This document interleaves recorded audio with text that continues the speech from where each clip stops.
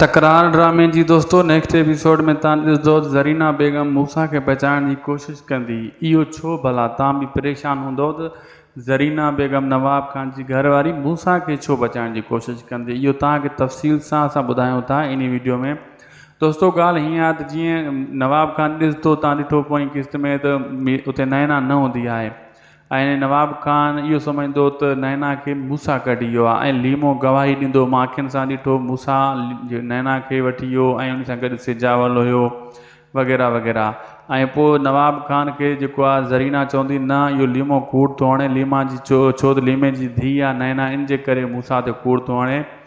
नैना पाण निकिरी वई हूंदी घर मां, असां निंड हुयासीं, बाक़ी मूसा इहो क़दम न खणंदो। मूसा जी इहो क़दम खणे हा त उन ॾींहुं खणे हा जंहिं ॾींहुं नैना उन जे लाइ वञण लाइ उन सां तयारु हुई, लेकिन मूसा उहो क़दम खणी सघे पियो, मूसा मना करे छॾियो।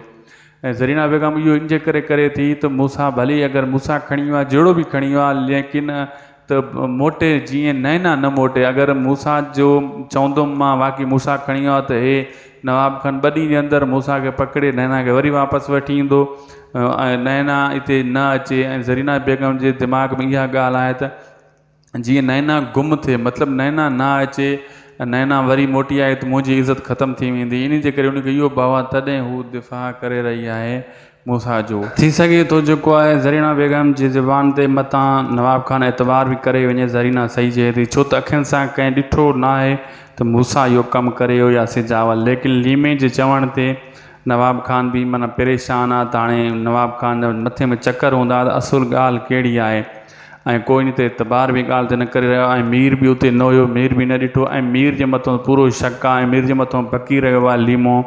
घणो कुझु थींदो दोस्तों नेक्स्ट एपिसोड में ॾिसंदो तव्हां। असांखे ॾींदा इजाज़त, ख़ुदा हाफ़िज़।